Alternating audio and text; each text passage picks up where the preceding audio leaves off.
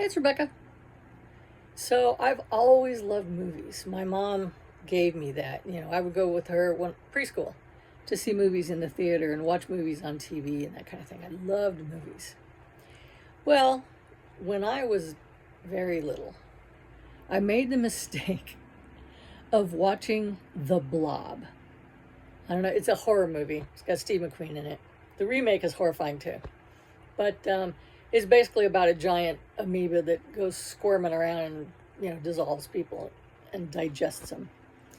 And it terrified me. And, it can come up through anywhere.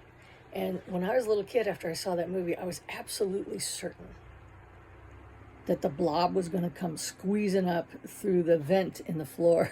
And I would lay awake at night and just stare at that vent because I knew it was going to come squeezing up and get me. And it got so bad that I would be playing outside and then I would think, I'm barefoot in the grass. And the blob could be in an anthill or hiding around the roots of the grass. So I sat on the picnic table and I couldn't get off the picnic table because I knew the blob would get me if that happened. And, just a little bit of the blob can, get you and infiltrate and then eat you up, get bigger and bigger. So my mom comes out. She's like, come in for dinner. And I said, I'm afraid that the blob's going to get me. Now, here's a bit of parental ingenuity that my mom did. Now, she knew that I'd been struggling with this for about a week. I was just so frigging terrified of the blob and where it could be lurking. So Mom goes, do you think the blob is stupid? And I was like, what? And she said, it's a survivor.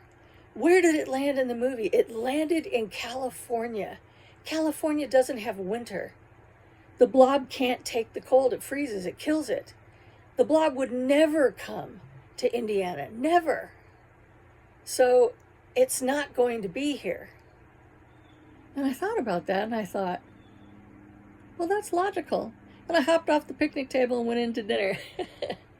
So it just goes to show you that mindsets that you have that you're so absolutely certain are true are not necessarily so. So, insecurity addicts like us, we're constantly finding faults in ourselves. We never see anything good. We always see something that needs improvement. Even when we think we look okay or we think we did something well, there's always that lurking monster in the background, trying to consume you. Insecurity is a parasite, and it needs a rotting, self-hating host for it to flourish. And so, I always think of insecurity as like the blob. It's going to get me. So I have to think up logical ways to realize it's not necessarily so. Always remember, you are not a piece of shit. You never were. It was always a lie. You'll realize that. Keep going. You can do it.